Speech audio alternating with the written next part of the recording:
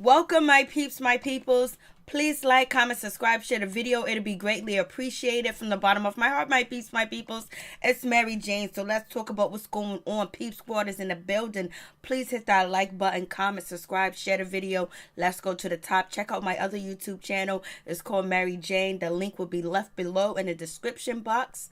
Thank you, my peeps, my people. Peep Squad is in the building. So let's talk about Love and Hip Hop Miami Season 2 Episode 7. We see Amada meets up with Kiara and let Kiara know, I don't want your man, baby. I don't want him. I don't like him. He ain't my type. He ain't good for me. I was like, no, she didn't, but why would you all up in his DMs? She was like, oh, it was business. You know, he do music, I do music. So you going to do some music with Gunplay? What's good? What's going on? So we have Kiara, her mother, and her sister comes through with the knowledge. The mother comes through speaking the truth to the young black youth. I was like, mama knows her business. I was like, damn. So Kiara is living the street life with Gunplay, and she ain't raised in the streets, and she got shot 3 times. Like, damn, Kiara got shot 3 times. Chaotic got shot, 17 times, I think 17 times. And Joy's brother, he got shot 8 times. I'm just like, damn, what's really going on? And then you got Trina, she lost her brother through gun violence. Like, we got to stop. Like, these kids and these people need something to live for, that they can escape the nightmares that they live at, and which is their community, and that hatred and that madness. Just want to get out that energy.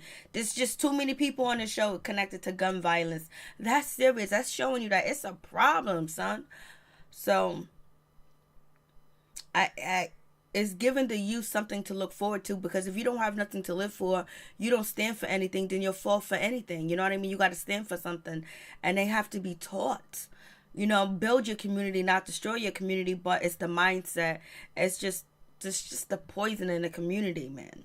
So we have that situation, and JoJo, she's kind of like done with peace. She was like, her weakness is men. I was like, she keeps choosing the wrong guy. And she was like, the way Pete kicked me out the studio, yeah, he kicked you out like you wasn't shit. He kicked you out like, he was done and he was through. And he just took out the condom. So then we got Trick Daddy acting a fool this episode. He ends up calling. He was like, Trina and, Joy looks so good, but he said, you guys look so sexy. Why are you guys so evil and miserable? I was like, damn.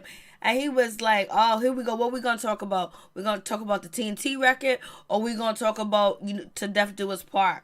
Why did you say Death Do Us Part, Trick? Which you ain't trying to leave, Joy. And Trick also said at the car wash, don't let this woman up here act like I'm holding her back from getting a divorce. She's playing games on y'all. Trick was like, you should have saved some of that money I gave you. Trick was like, I couldn't believe she was having a car wash. I had to see it for myself. Lord have mercy, this woman's out here having a car wash. I know. It was so funny. I was just like, damn. He was like, I couldn't believe it. I had to see it for myself. And then I wanted some of these sexy girls to put Armor All on my tires. And then Trick was like, I took care of you. You never appreciated me. And he really gave her $40, and she really took the $40. I was like, damn. So let's get started. Jessie Woo's situation is horrendous. It's terrible. You can tell the pain and the hurt is still there. It's just like it happened yesterday. You could tell that she keeps reliving the rape over and over right now, because it's still so fresh, and we don't know how long ago it happened. She was raped by producers in the building. She was set up. I was like, damn, man, that's so terrible. Poor thing, I feel for her. And Chinese Kitty, I feel for her too. The way that she was set up and everything, and thrown out the car like she was a piece of trash. I was like, yo, like, damn, like, it's just evil people to feel like they gotta take something from you. They gotta take your virginity. They gotta rape you. They gotta take from you. It's like, and there's the power they have over you. Like, what kind of sense does that make? What kind of person are you to just want to do that to somebody? To try to destroy them and tear them up and tear them down, and try to act like they're less than, that they're nothing, and that you're almighty and powerful because you're taking their vajayjay from them. That is just horrendous. And that's how you get your rocks off. You're a sick individual and you need help, and you never need to get out of jail. But we also got Miss, Burke, the Me Too movement lady. she's talking about Me Too hasn't hit, hip hop yet, and she's ready for it to hit, and she's on Loving Hip Hop Miami, so there's gonna be some cases coming through. She was like, it hit Hollywood, it hit everywhere, it hit the films, it hit the political world, but it hasn't hit hip hop yet. I was like, damn, you better protect your neck and keep your penis clean, and don't force your penis on nobody, or you for JJ out somebody. I was just like, damn. So we got Miss Me Too movement. She's here to stay, Miss Burke. And, for a long time, she was kind of feeling a certain type of way that her Me Too movement was taken over by Hollywood and by celebrities. And she came out swinging and fighting for her name to be shown. And she was plus on the R. Kelly documentary, too, as well. So, Miss Tarana Burke is in the building, and she's ready to come after hip hop. And she looked like she was like, I might get your hip hop. I was just like, oh, shit. So we have that situation. Then we have Amada and JoJo. Basically, Amada was like, I've been accused of trying to get with Gunplay, that I want him, that I need him, that I want him, and I was in his DMs and shit like that. I don't want him. He's not for me. He's not the type of guy I want. Sister, no way. So I heard he's having an album release party. Let's show up, let's show out, let's show through, because I want to talk to, Miss Kiara. I was like, shit, that's bold. It seems like, Amada is for the shits, but it doesn't seem like Kiara's the type of girl that'll be fighting for no reason. You know what I mean? But she said, fuck you, Amada. I was like, oh, shit. But I think that's what she said. It sounds like to me she said, F you, Amada, when Amada was like, how you doing? And she said, F you. That's what I thought. So anyway, so we have that conversation. So that's going to be happening. And basically, JoJo is trying to get her shit together because of family issues and her father and just the being in a bad relationship and picking the wrong guys. And we have Amada telling us that she was also in an abusive relationship. I guess this episode is about abuse. Women being abused, man. So, Amada was talking about the abuse and her relationship, and if it wasn't for her mother, she'll still be in that abusive relationship. The person isolated her from her family, her friends. Her mother had to come and rescue her, so that's why she, excuse me, that's why she takes so much good care of her mom, because her mom has been working 3-4 jobs to take care of her and support her music career and protect her from the wolves out there. As soon as she got wind and heard that her daughter was taken advantage of or being mistreated or abused. So it is what it is. And then, Amada threw shade at Shay. Was like, Shay don't even know how to act. She always turning up. It was totally uncalled for the way that she acted. And so, JoJo was like, yeah, you can't talk to her. She don't listen. She's out of control. I was like, yep, say that to her face. Yep, say it to her face. That's when she wants to hear it. So we have that situation. So we have Kiara. She's at home at her new apartment with her mom and her sister. Her mom is actually making her health drinks and doing like a cleansing for her and her daughters. And I was like, so that's so great. And basically she was telling Kiara, there's no way you're supposed to carry a man your shoulders are not strong enough or not big enough to carry Gunplay.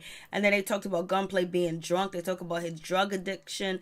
They just talked about him just being saucy out here in these streets, acting up. And like, Kiara, like, why would you choose somebody like this? Why would you even want to date somebody like this? And like, the mom was like, I know he loves you and everything, but the way he treats you, and then his problems and his addiction and all that other stuff, and tell him not to show up drunk. That's a damn shame when your people got to tell you to tell your man or your girl not to show up drunk. That means that you got a problem and you're really not a nice drunk at all. I was like, It seemed like the mom is a preacher, a life coach, a counselor, a psychiatrist, or somebody that's been through a lot and got experience, and she's trying to protect her daughter and also give a message to the young women that are actually watching the show. So I was like, they tell him not to show up drunk. The sister was like, I don't want to see him. Gunplay was all up in the airport, intoxicated. The first time he meet her family, he's going to be all intoxicated. The mom talked about her situation. We're worrying about Kiara, her being shot 3 times, and just being so afraid that she was going to lose her daughter, that she don't want her in this type of relationship. So Kiara swore up and down that she ain't having sex with Gunplay. I don't believe her. I hope Gunplay is clean. He kind of look clean. He does look clean or whatever. So hopefully he's clean and everything is all good. So we'll see what happens with that situation. and Gunplay staying clean. I'm rooting for him to stay clean. So moving on from this situation, we have Jessie Woo. We know Jessie Woo is not going to be with Love and Hip Hop Miami anymore. Basically, she says she's tired of the fake storylines and producers trying to create a beef between her and Amada. They really don't have beef. And basically, she's saying all the editing and everything they do, cutting out things that is all perpetrated, trying to force her to engage in a storyline that she don't want to do. So she don't want to lie no more. So we're not going to see Jessie Woo. You know, the Instagram post is actually out there of her, you know, wilding out. So, but anyway, she meets up with Trina. So, you know, most of this shit is fake. If you didn't already know. So, Jessie Woo, she meets up with Trina. Excuse me. So, Jessie Woo, she meets up with Trina. And basically, she tells Trina, like, you know, I met her with Blase in the third. You know, they didn't want to release the music because this paperwork wasn't done. Is that how it go? So Jessie was very new and naive to the record business and the situation. So people can take advantage of her too as well. And Trina was like, yeah, it is. And so also Jessie will talk about, you know, people told producers and different labels have told her she needs to have more of an exotic look. Maybe she needs to write for people. And we have heard this over and over. Like, they don't want the real black girl. They want an imitation, not an imitation, but they want something other than black. You know what I mean? She said basically that's what they told her, and that's where the colorism come into. That's where you have Conquer and Divide. You have the Jim Crow. You have all the way back to slavery time, where you have the house black person, then the field person. You know, even Jay-Z spoke about it. So many people does speak about it. So basically, she's at that point where, you know, that's how she's being treated by the industry. She's being shut out because she's not, you know, exotic, you know. So, you see what I'm saying? So, you know, it's hard out here. And then on top of that, like Trina said, it's a dominant male industry too as well. And they like what they like. And then if you're not fitting the quote-unquote protocol, then they don't want to do a song with you or be featured with you or whatever. But Jessie Woo to me is beautiful, but it ain't up to me. It's the people that actually make the decisions. Because I'll be like, girl, you go. Here's your album. Here's my album. Here's your album. Here's my Peeps album. Here's all of our albums. So... so we have this situation, and so it's just sad. And then she gets there, and just the discrimination that you feel still in 2019 is like, we gotta have our own record labels, our own distributing company. People gotta get together and do that, because are they gonna flush us out? So we have that situation. And basically Jessie Woo lets us know that she was raped. She went to a party. You know, the girl with a producer invited her to a party. She went up there. It was her and the other girl. And she was in a room with a bunch of guys. So, you know, she got gang raped. That gotta be the most... That's why it hurts so much. Because she's not only dealing with one person raping her. She's dealing with multiple people raping her and being defenseless. Not being able to fight back. Them taken away from you. You know, she could have got pregnant. Or she... You know, we don't know if she did and she got an abortion. We don't know if she caught any STD. And someone just taking, it's like they kind of like try to take her soul, take her life from her. I'm just like, damn, man, the shit is real fucked up what they did to her, that little girl. And she was probably much younger than what she is now. She's a tiny little thing. That's just like a scary nightmare, dangerous type of feeling, like movie that you see that, like, that's real life. Like I'm saying, people be living nightmares out here and people don't understand. People can't sleep at night. And for them to do that and engaged in that, and not one person said it was okay. And she said the girl left it and she just broke down crying. That was no cry real quick. She's not no Academy Award winning actress or anything like that. She's hurt. She's hurt. And then on top of that, dealing with the pain of them getting away with it, you know, not having any charges pressed against them, and they could be doing it to somebody else and they feel like they got away with it. And she doesn't want to feel like a victim anymore. She wants to feel stronger. She wants to feel empowered. And so she wants to tell her story so she could be victorious, not a victim, but victorious. So by her actually coming on this show and actually telling her story as a step closer to her being very victorious in her situation with dealing with them monsters, them animals, them beasts, them low down, dirty, no good, you know, IQ 0, smell like shit all day, mother suckers that are just dirty, just got the demon inside of them. So messed up to do that to that little girl. She's tiny. Oh, that's such a nightmare. So we got Trina. Trina listened to the situation. She's like, damn. And she understands because she knows how it is out here and these streets. And basically she lets her know lets us know that she's gonna meet up with Tarana, Burke or whatever. And so then we have the situation with Joy. She meets up with her, attorney or whatever, and basically she finds out some bad news that she can't get, and she's there because whatever building that she was renting out of has kicked her out or whatever. So now she needs to get another business loan to open up another location to pay rent and everything. But basically her credit is tied to Trick's credit, and Trick right now is doing he's going through IRS. He ain't paid shit back, and then that basically lets Joy be liable too as well, because she's connected to him, so they consider as one. So she owes a tax man too as well, and she could be summoned too as well. And so right now they're looking at, so he brings down her credit score to the utmost zero, and he ain't making payments, he ain't paying on it, he ain't trying to fix it, because the lawyer said he ain't did shit. I don't know what you're talking about. And so she has that situation. And then if she actually starts to make money and make a revenue, she would actually have to split that with Trick and share some of that money with him. Or maybe her money can be garnished too as well, because she's tied in with him, unless it's separate. And then the lawyer's acting like it ain't separate. So, and then she sits there and she let us know that her brother got shot 8 times while sitting at the traffic light, but he's still happy, he's still here, and he's still breathing. I'm just like, damn, this episode excuse me, this episode is just like the saddest thing in the world. So other than the few moments of Trick being funny, the episode was sad. Even Gunplay not loving himself and not knowing what love is and trying to get himself together, but at least he's trying to build something. So we have that situation. And then now we have, the Gunplay release party. Trick shows up, him and, Trina, and, Joy's like, why you always running? Why you always running? And he was like, when he ever said we're going to do a TNT or Death Do Us part, I was like, oh no. And so we have that situation. And then we have the situation with Amada and, Kiara. They meet up too as well. It's finito. It's done. Kiara's like, I got too many problems.